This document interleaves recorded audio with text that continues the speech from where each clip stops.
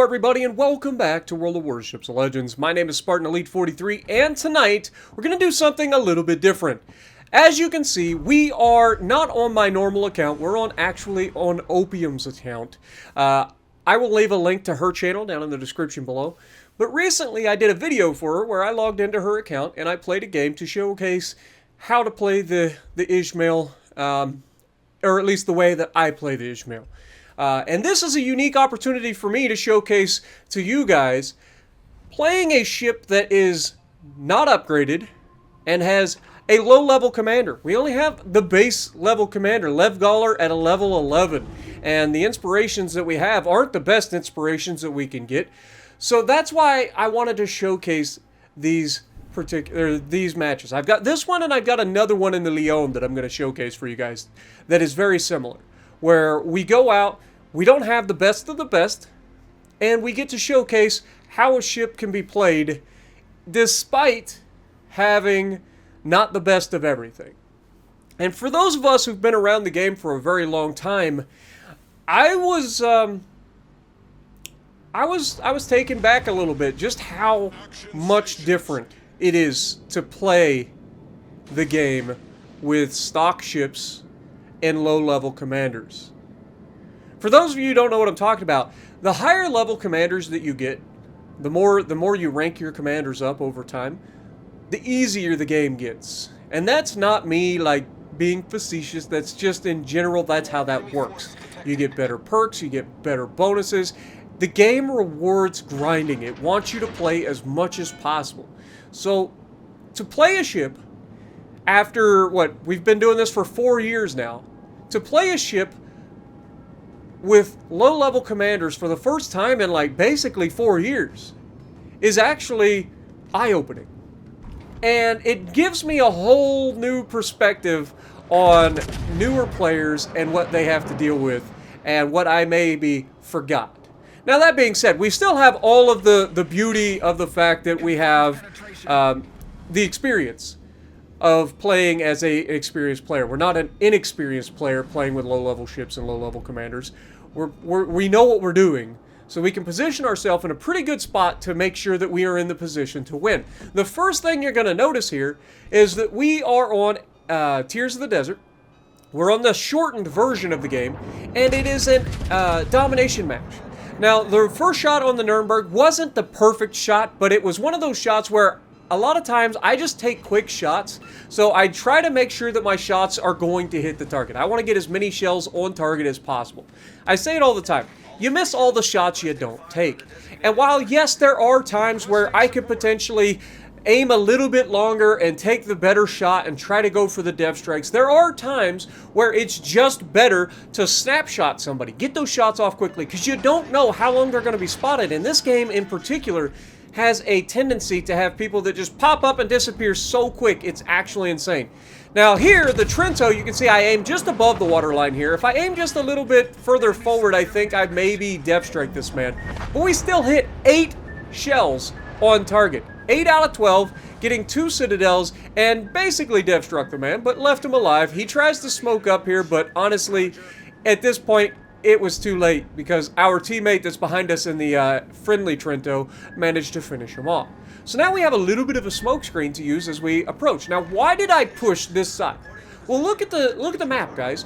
There's 2 caps on this side. There's only 1 on the other side. So while the majority of the enemies on the game and friendlies on the game are all fighting over that 1 cap on the other side, we are in a unique position that we have to take on the better side. We move up this side, we grab this base, and we try to go for the second base. That gives us the lead immediately. Not to mention, all of these poor guys coming in one at a time trying to make something happen.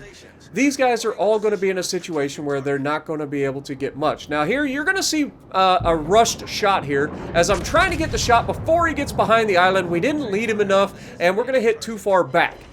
We did get 4 hits, not the worst shot in the world, but not the best. And you can see he actually beaches there as well. So, Again, a lot of these shots that I'm taking are not the perfect shots. We're not trying to go for the perfect dev strikes. We're literally trying to just get as many shells on target.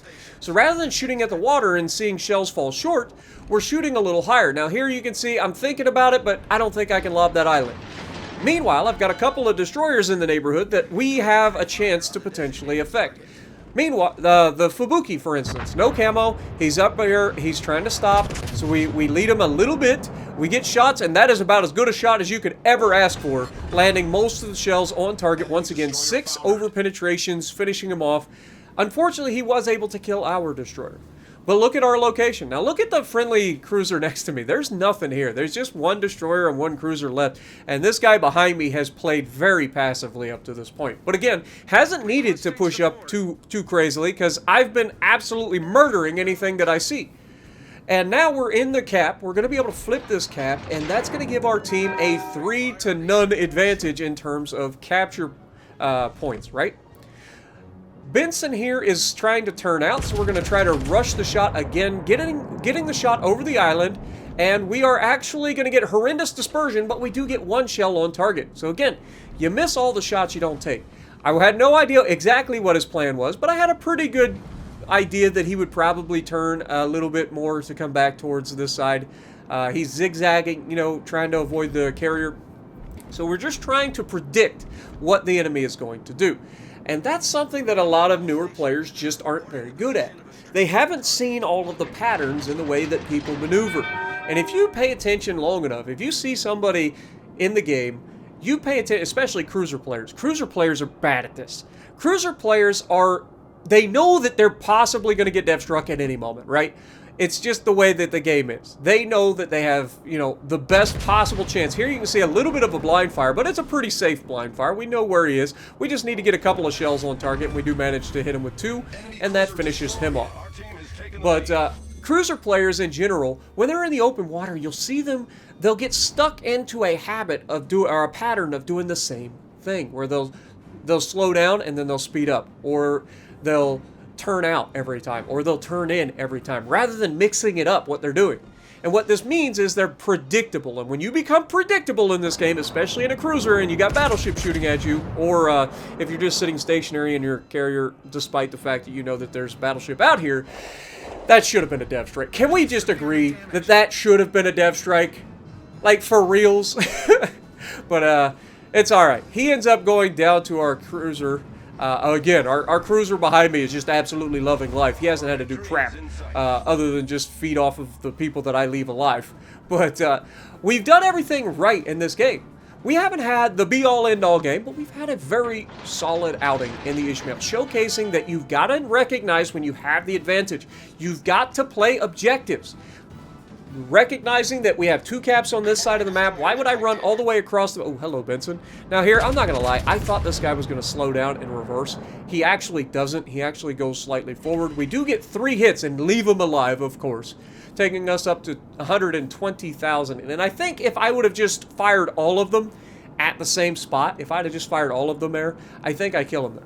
But unfortunately, he does get away for the moment. He's going to be in his smoke screen, and I think it's the Molotov that's going to get this kill on him as he gets close enough to sonar or radar the guy. I don't even remember if a radar or if the Molotov has a radar, to be honest. But I don't think it does. I think I might be wrong there. But either way, you guys get what I'm saying. So he's going to get close enough. You can see I'm actually trying to blind fire this guy. I didn't remember exactly how far he was in the smoke screen, but I just figure I'd spread it out and see what happens. And it's very, very soon here where the Molotov gets the guy spotted. He comes charging out of his smoke screen, and that's the end of the Benson. Because, you know, cruisers on both sides plus the battleship.